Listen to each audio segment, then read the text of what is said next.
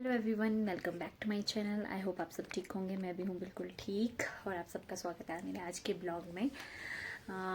आज भी शिमला में वैसे तो बहुत ज़्यादा ठंड है, एकदम से टेम्परेचर बहुत ज़्यादा डाउन हो गया है।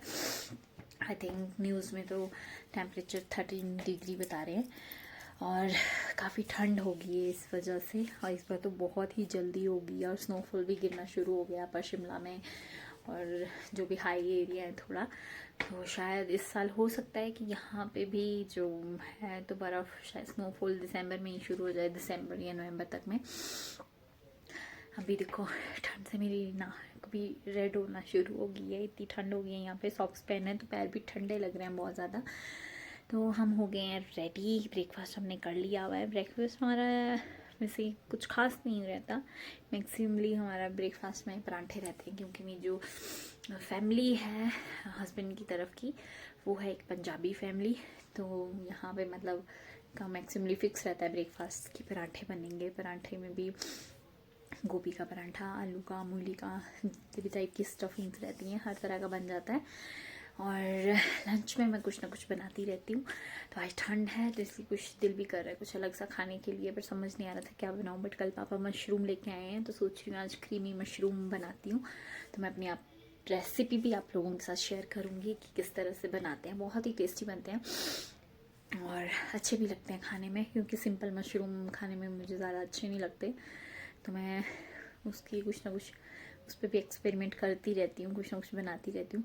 बट क्रीमी मशरूम बहुत ही टेस्टी लगता है खाने में। तो आप लोगों को मैं दिखाती हूँ कि किस तरह से बनते हैं। तो क्योंकि वैसे भी आज मैं थोड़ा सा लेट हो गई हूँ क्योंकि आई थिंक 12:30 हो चुके हैं ऑलरेडी और लंच बनाने का टाइम भी हो गया है ऑलमोस्ट।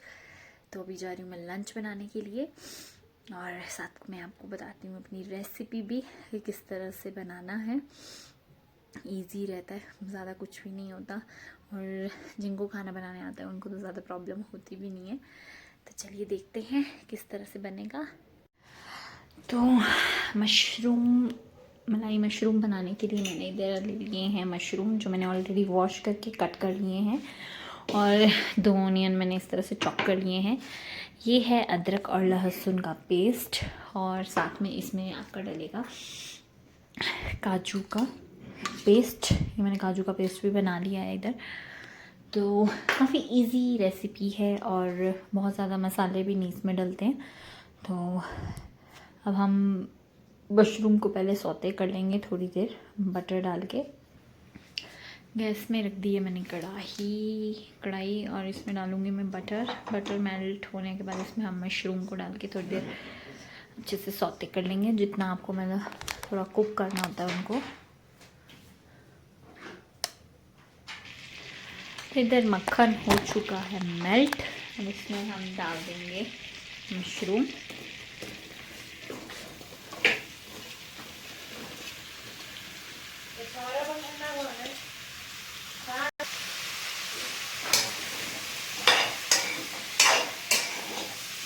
अच्छे से हम मिक्स कर लेंगे।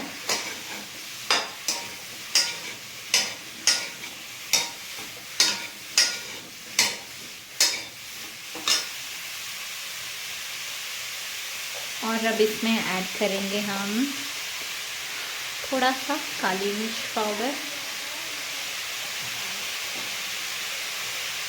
और आधा चम्मच नमक।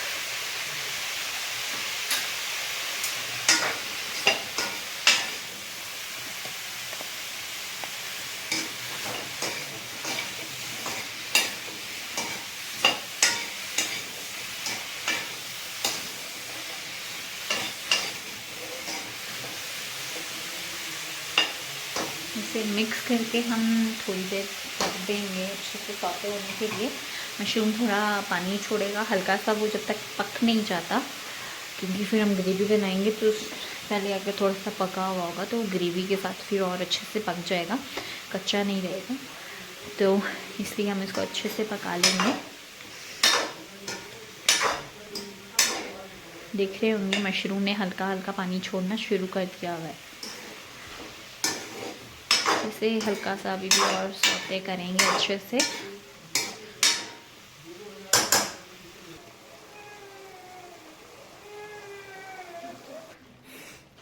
मशरूम मेरे अच्छे से सौते हो चुके हैं, जितने ये पकने चाहिए थे उतने पक चुके हैं। तो अब इनको निकाल के मैं करूँगी अब तड़का तैयार इसका।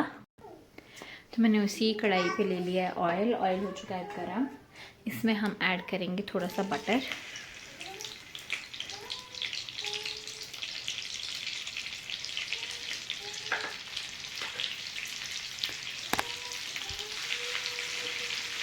बटर अच्छे से मेल्ट हो गया। अब इसमें ऐड करेंगे अपने चॉप किए हुए अनियन।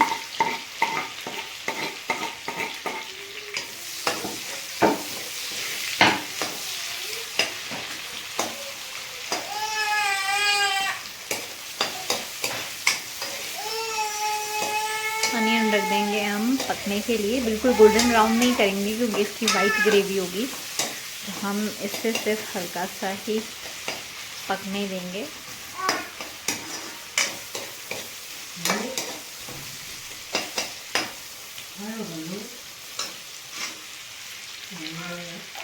इसमें साथ ही हम ऐड कर देंगे 1/2 टेबल स्पून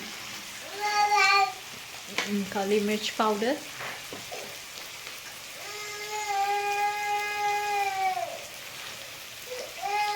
और 1/2 टेबल स्पून कर देंगे इसमें हम नमक ऐड। साथ में इसमें आधा चम्मच गरम मसाला। इसमें साथ ही ऐड कर लेंगे हम लहसुन और अदरक का पेस्ट भी।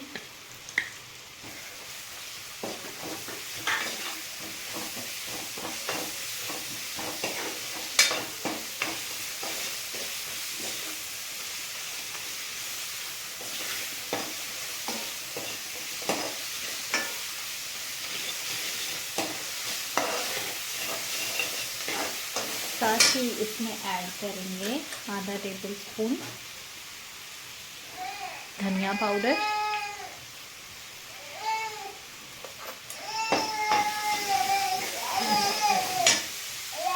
प्याज को हम तब तक पकाएंगे जब तक कि इसका मतलब जो कच्चापन है वो हट ना जाए।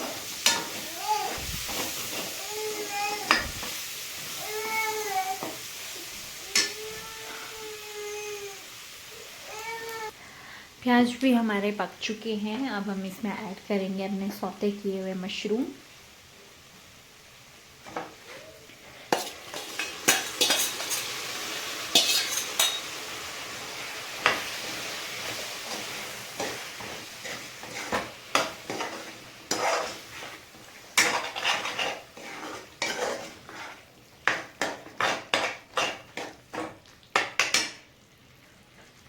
और साथ ही इसमें हम ऐड करेंगे 1 कप दूध।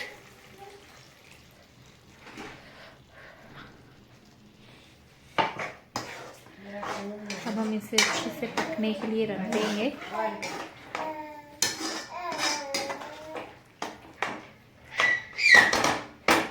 जब तक कि मशरूम अच्छे से पक नहीं जाते इसको थोड़ा सा पका लेंगे हम।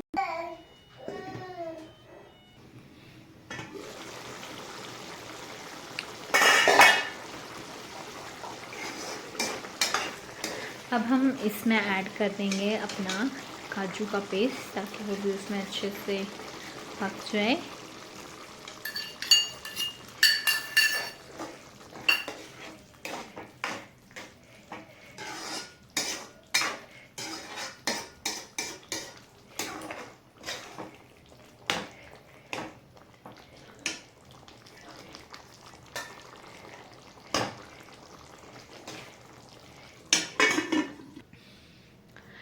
तो 5 से 6 मिनट पकने के बाद ये हो चुका है कुछ इस तरह का। मतलब मशरूम अच्छे से पक चुके हैं, ग्रेवी भी अच्छी तरह थिक हो चुकी है। अब मैं गैस की फ्लेम कर दूंगी बंद और इसमें लास्ट में ऐड करेंगे हम क्रीम। क्रीम अगर आपके पास ना हो तो ऑब्वियसली आप जो घर में दूध होता है उसकी जो मलाई होती है उसको भी यूज़ कर सकते हो।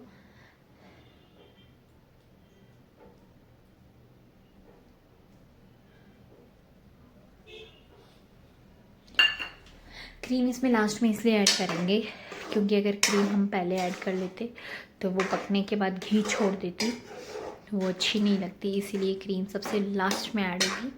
और मेरा क्रीमी मशरूम एकदम रेडी है, जल्दी बन जाता है, बहुत टाइम भी नहीं लगता, बहुत ज़्यादा प्रिपरेशन के लिए टाइम भी नहीं लगता और ना ही बहुत ज़्यादा सामान लगता है, हर चीज़ घर में ही होती है।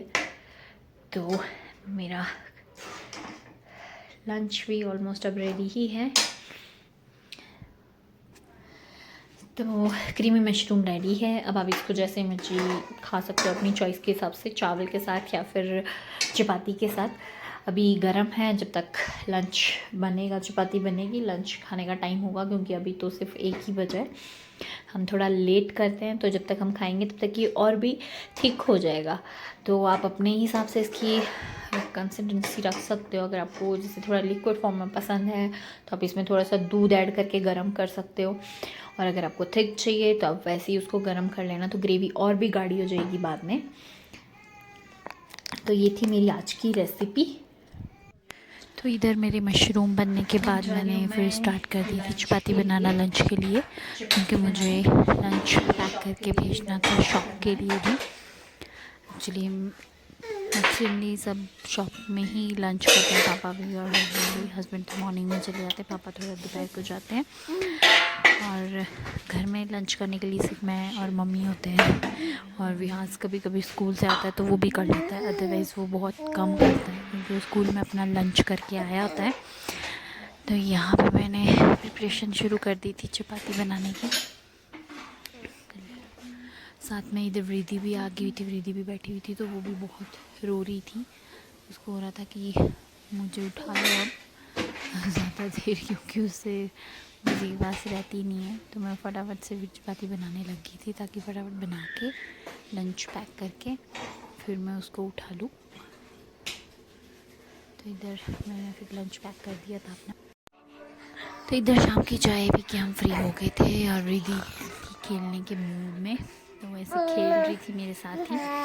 नीचे विहास के साथ नहीं खेल रही थी, साथ में स्टेला भी थी, बट उनके साथ उसको कोई इंटरेस्ट नहीं था खेलने का, वो मेरे साथ ही खेली जा रही थी।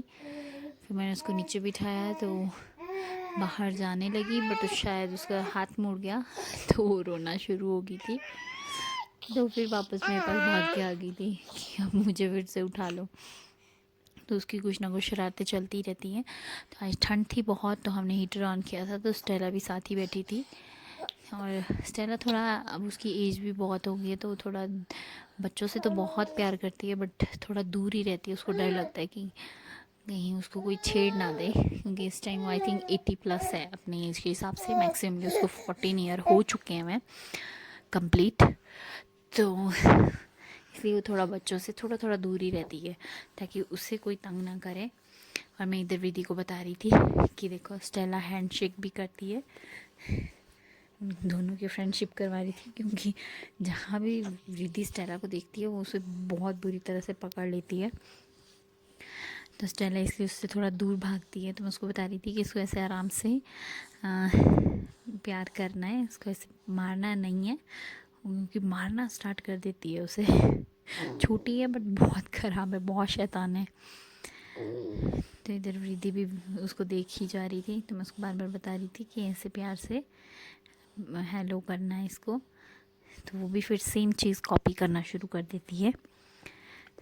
तो उसका फिर वापस मूड मेरी तरफ हो गया था, तो रो के मुझे कह रही थी कि अब ऊपर उठा लो मुझे नीचे नहीं बैठना। तो जब वो मान ही नहीं रही थी, और ऊपर टेबल पे, विहास की स्टडी टेबल पे उसके सामान पड़ा हुआ था, नोटबुक वगैरह, पेंसिल, रबड़, तो वो बस उन्हीं छेड़ना चाह रही थी। तो फिर मैं भी उठ के वापस नीचे बैठ गई थी। और इधर शॉप से आ चुके थे पापा, मम्मी और हस्बैंड भी, तो उनको देख के वृद्धि हो गई थी खुश। जब भी ये लोग वापस आते हैं शॉप से घर, तो बहुत खुश हो जाती है। तो पहले मम्मी बाहर थे, तो पहले सोची थी कि किसके पास मिलने जाऊँ। तो फिर इसने देखा कि पापा अंदर ही हैं, तो फिर पापा के पास खड़ी हो गई थी कि अब मेरे को उठा लो गोद में। तो पापा भी कुछ सामान निकाल रहे थे, फिर उन्होंने उसको उठाया, तो काफ़ी खुश हो गई थी कि मुझे उठा लिया। तो उनसे मिलने के बाद फिर वो भाग के चली गई थी अपनी दादी से मिलने के लिए। देखो कैसे स्पीड में भाग रही है। फिर उन्होंने उठा लिया था उसको, तो उनके साथ खेल रही थी थोड़ी देर के लिए। ऐसे किसी के पास नहीं जाएगी, बट हाँ कोई बाहर से आता है घर तो फिर बहुत खुश होकर मिलती है उनके साथ, अदरवाइज़ नहीं तो सारा दिन कभी नहीं जाती है किसी के भी पास। तो अभी कर रही थी अपनी दादी के साथ गप्पे। थोड़ी देर ये भी इनके साथ खेल रहे थे, फिर ये लोग भी आ गए थे शॉप से, तो इसके बाद बनाना था मुझे डिनर। क्योंकि हम लोग डिनर के लिए काफ़ी लेट हो जाते हैं रात को। शॉप टाइमिंग कुछ भी फिक्स नहीं रहता शॉप का, जब तक कस्टमर रहते हैं तब तक ओपन रखनी पड़ती है। जैसे ही फिर लगता है हमें कि अब कस्टमर थोड़ा कम हो गए हैं, तो हम धीरे धीरे शॉप बढ़ा के फिर घर आ जाते हैं। पर मैक्सिममली हमारा जो डिनर है वो लेट होता है, इसी वजह से हमारा ब्रेकफास्ट लंच सब का टाइमिंग थोड़ा लेट रहता है। अब आदत ही ऐसी होगी इतने सालों से रहते रहते। तो इधर रिद्धि खेल रही थी अपनी दादी के साथ। आज दोनों के कपड़े भी बड़े मैचिंग हैं, उन्होंने भी पिंक पहना है, रिद्धि ने भी पिंक पहना है।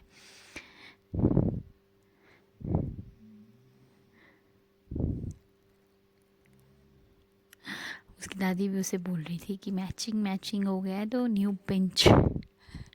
साथ में स्टेला भी आ गई थी। उसको भी होता है जब मम्मी बाहर से कहीं से आता है कि मेरे को भी प्यार कर ले, तो वो भी मम्मी के पैरों में लोट-पोट होना शुरू हो जाती है। तो अभी बज रहे हैं रात के 11 और मैं बना रही हूँ रात का डिनर। तो एक्चुअली शॉप से लेट आते हैं तो इसलिए हमारा डिनर होता है लेट। तो मेरा नहीं, बाकी सबका मैं तो डिनर स्किप कर देती हूँ कि इतना लेट डिनर सूट नहीं करता। तो आज का ब्लॉग मैं फिर अपना यहीं पे एंड करती हूँ। आपसे मिलती हूँ मैं कल दोबारा। अगर आपको वीडियो अच्छी लगे तो लाइक शेयर एंड सब्सक्राइब। तब तक के लिए बाय बाय, गुड नाइट।